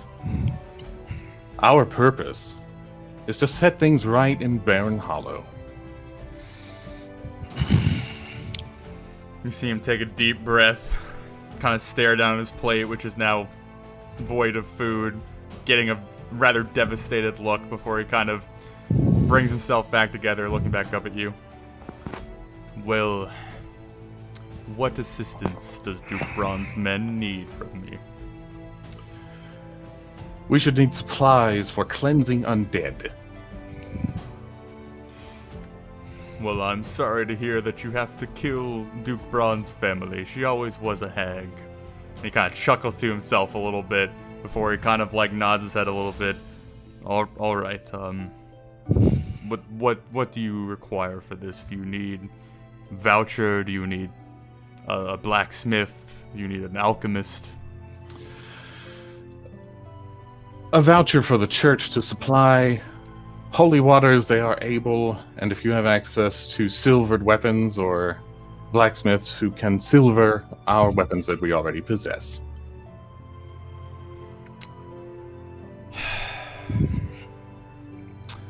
You know, you're going to drive a man to starve, pulling from his coffers like this.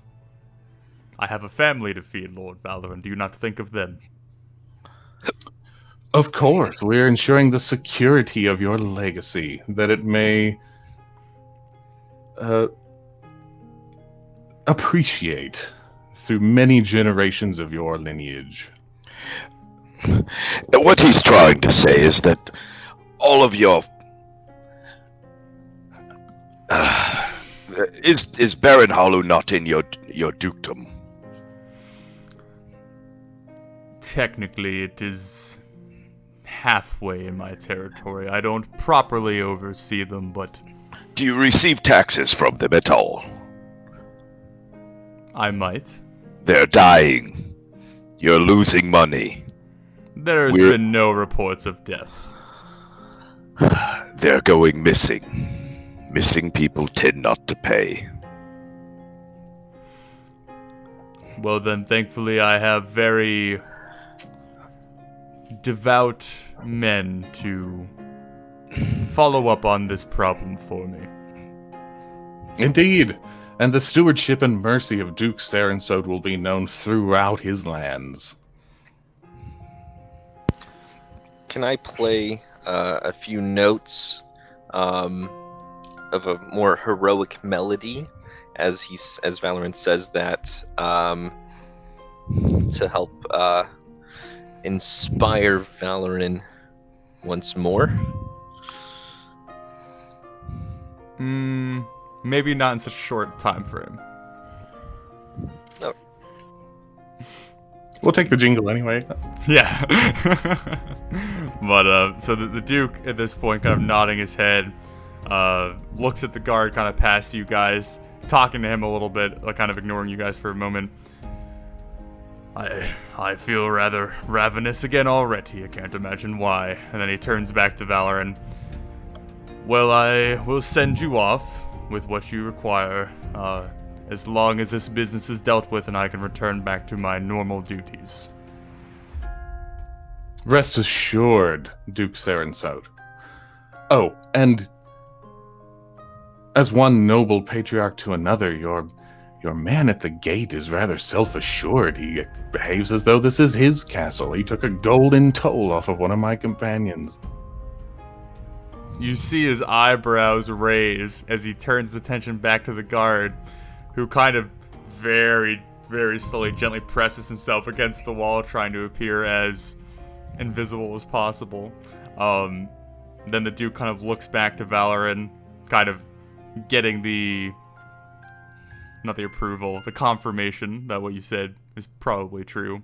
And the Duke looks rather annoyed. Lord Valoran, I appreciate your bluntness and your iron will when it comes to procuring what you set out for. I have agreed to give you what you like. I would very much appreciate some time alone. Naturally. When standards are allowed to slip, it can be so hard to recover. I bid you good day. It was a pleasure. I'll back up one or two steps from the table before turning on my heels. Carl will just do the snap, but it's just his hand going like Mm-hmm. Yep. Well, Golden Hearts, making friends everywhere you go. Everyone we meet seems to be an ass. Without. We can hardly be faulted for that. Yeah. Yeah, I mean, it's true. If I throw out some charm person, they'll be very friendly for an hour, I think. Beer Mime was very hospitable. I just want to say that. Catatonic. But anyway, okay, so for sake of brevity, we'll say that he will secure you a couple flasks of holy water. He'll have your weapons silvered if that's what you request, all on his dime, and that will get you all set up. Is there anything else? I think that was all that you asked for, right? I want to take his voucher back to that same church that I was at and just come in the door and be like, good news! I took the case to the Duke and he's agreed to help, so all is well.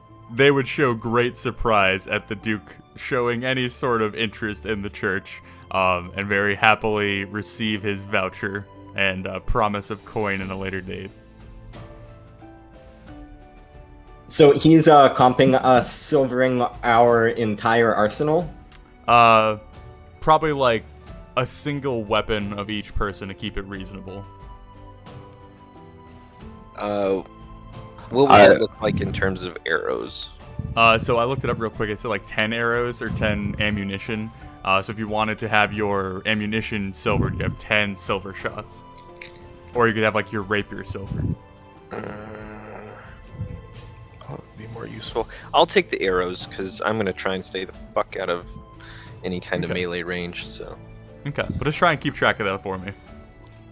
Can I have my magical weapons silvered? Yeah. Okay. I mean, it might be a tad redundant, but you could. Okay. I just Yeah. didn't know. Well, I don't really know what silvering does, so... So kind of the gist, as far as I understand it, is a silvered weapon. Whenever there's a like clarification that non-magical weapons are either resistant or don't do damage to this thing, a silvered weapon counts as a magical weapon to get through that kind of caveat. I see. So, since my weapon's already magical, it doesn't really... Yeah. I thought it just, dealt additional damage to Undead. So, I'll just have my Great Axe silvered, just because. Okay. Got nothing else to do with it. Okay. Or if somebody else wants another weapon. So, I wouldn't require mine to be silvered. Okay. I wouldn't want it messed with. Okay. Heck, I'll get my glaive silvered, why not? It'll look cool if nothing else. Okay. Yeah, I would do my longsword. Sounds good.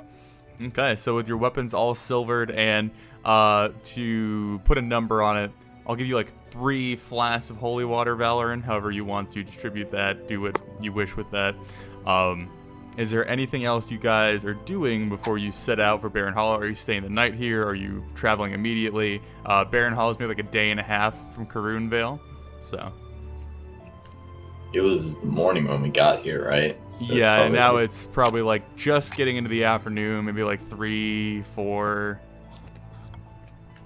I'm ready to at least start heading out.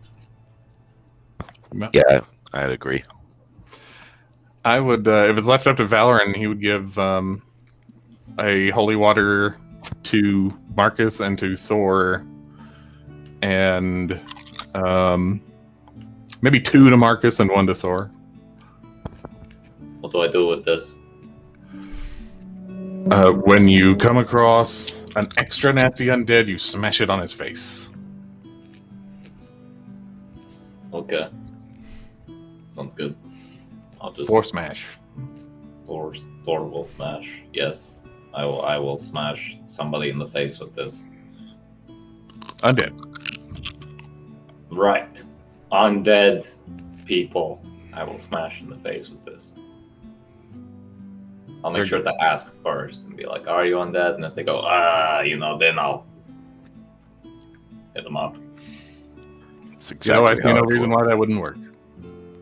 Me neither. Also, holy crap, Valorant, you scared the crap out the car. Yeah, well done. That was masterful. Oh my god, JP. It felt good. I'm not going to lie. It felt good. Did you learn that from your father? I learned to look at people that way from my father. He had this way of, when he was angry, the vein on his forehead would pop out. I'm sure it has something to do with it, although I think I possess a natural aptitude as well. I mean, holy cannoli, man. Like, I think Carl shrunk a size. And I may have shrunk a size. It's just that ever since we left home, I have been getting jerked around by every doorknob in a metal hat, and I will no longer stand for it. I think that's like one of JD's favorite pastimes, if I...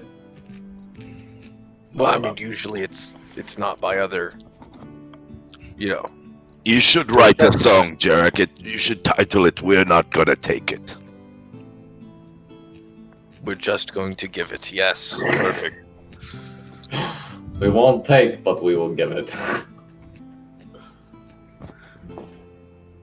Okay then, well, we should probably hit the road while the sun is high. Well, high-ish. Who can Like that. tell?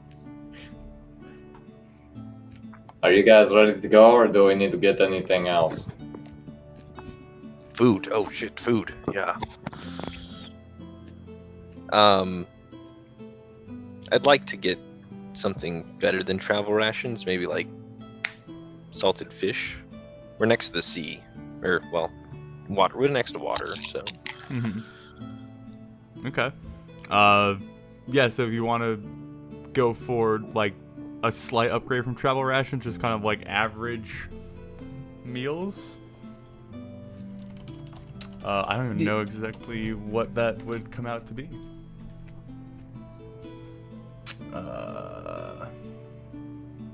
Okay, so that's for a day. So roughly, at least what I'm looking up real quick, like an average meal. Is this for a party or for a person? This is for a person. It's like a gold a day for a moderate meal. So if you wanted to buy for the whole party for multiple days, you might be talking multiple gold, 10, 20, something like that.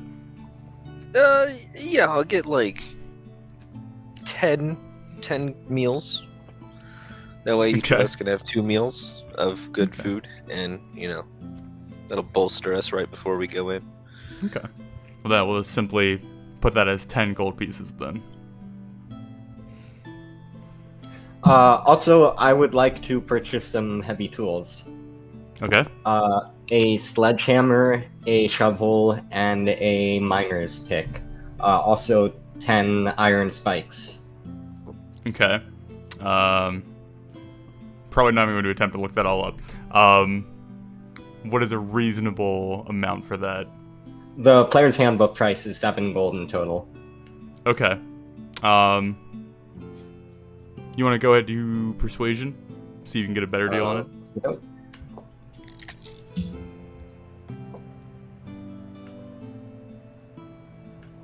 Okay. Yeah, I mean, you'd probably just get the going rate, I guess, of 7 gold. Alrighty. Okay. So that was iron spikes, sledgehammer, pickaxe, shovel. Is that what you got? Yes. Cool. Okay. Good stuff. Anything else anyone's doing before you guys set out of Karoon Vale?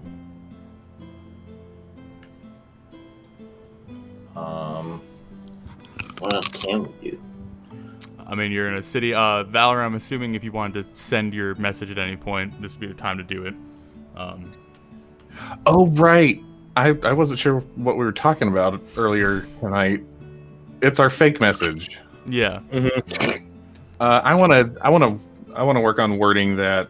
Just, I mean, unless we already have a good sense of what that was going to be, where did we want to send them? I don't want to spend a lot of time on it. If it's going to be a whole conversation, we'll do it later. I mean, I now need would be to the be time with if you want to do it. Yeah, I need to be with you on that one. Because you wanted to forge it, right?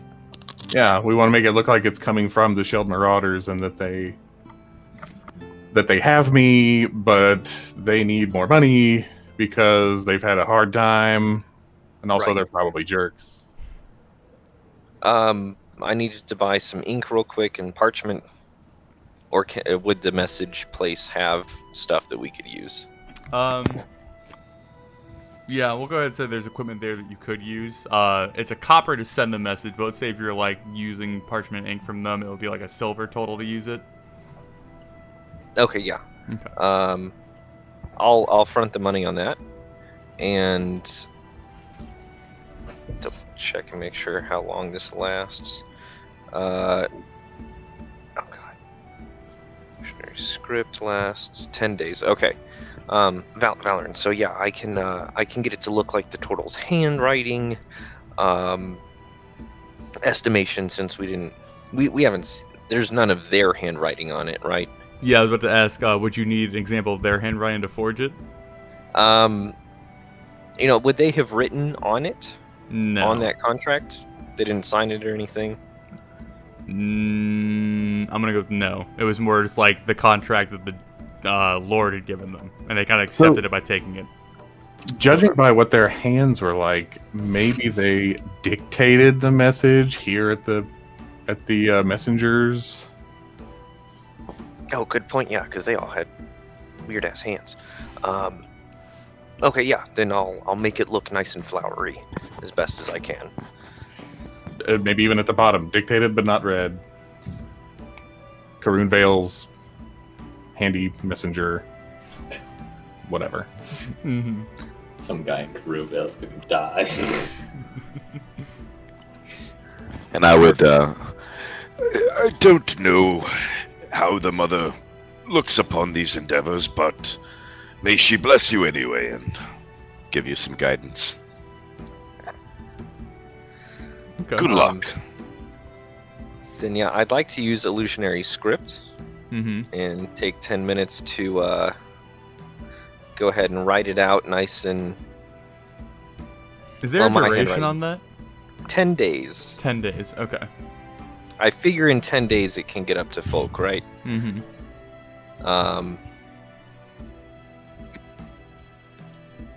I'll try my best to make it look nice. Okay. So you are Physically. sending this to Lord Solomon, requesting more funds because you've acquired Lord Valoran, but you need more funds to get back.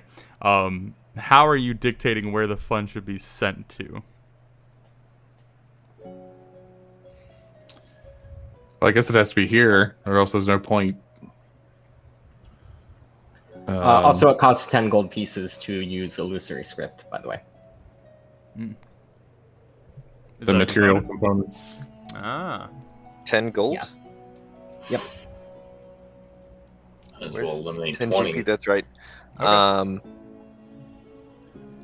Yeah. Would they have a lead-based ink worth at least 10 gold pieces? Like, yeah, I guess so. No, as long as you pay for it, yeah. Okay. Yeah.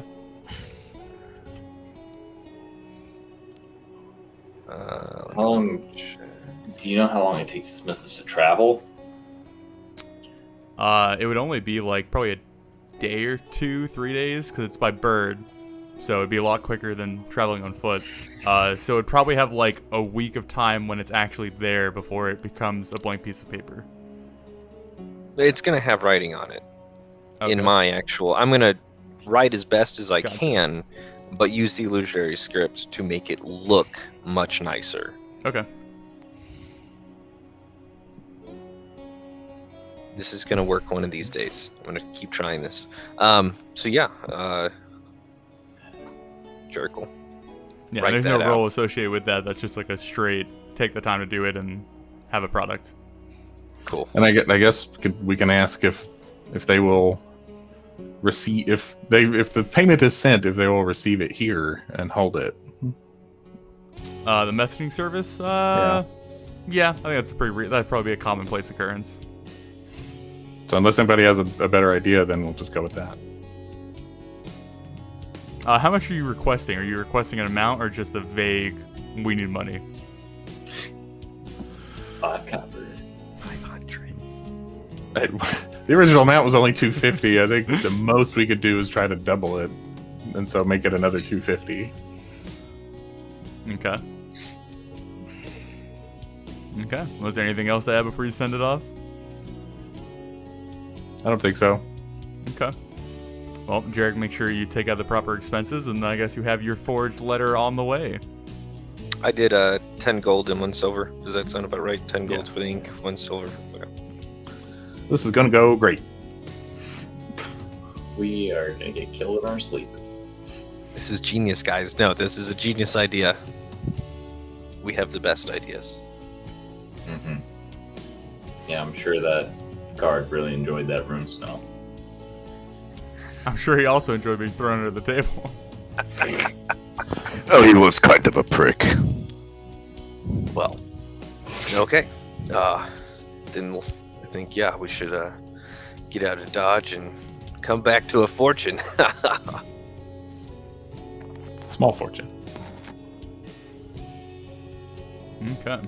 So now the party is going to set out of Karoon Vale over to Barren Hollow. You guys are leaving this evening, correct, as far as I understand? So probably do like the half day's journey today and then the full day's journey tomorrow, putting you there late tomorrow afternoon. Okay. I'm assuming you guys retrieve Adam in your cart, or are you just taking your horses or whole thing? I would say we'd take the whole shebang. We don't know what kind of shape Mm-hmm. what this face is going to be in. He may be laying in the cart on the way home. Mm-hmm. Okay. You have a day and a half roll. You want to start setting up your brewing equipment? Yeah, that's what I wanted to do is when we came to a stop, the first thing I'd need to do is boil the mash of the grain and the hops and the spices and get that, kind of release all the sugars into it. And once that was done, I'd pour it to ferment. Okay. So you guys set out of Karoon Vale. There's a road that kind of follows the river a little bit before it hits the stream that Barren Hollow is at the beginning of. As you kind of leave the Gold River itself, that kind of unending fog that you would kind of grown accustomed to living in a day, you begin to make your way out of that, kind of moving up the terrain a bit and out of it, making the clear, bright sky like reappreciating the natural view that you were so used to, and feeling almost in this like new open space yet again.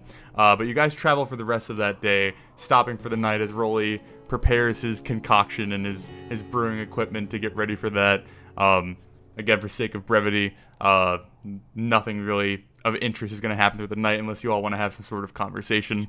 But if there's nothing else you guys want to do, we can just go through the day until you guys arrive at Barren Hollow.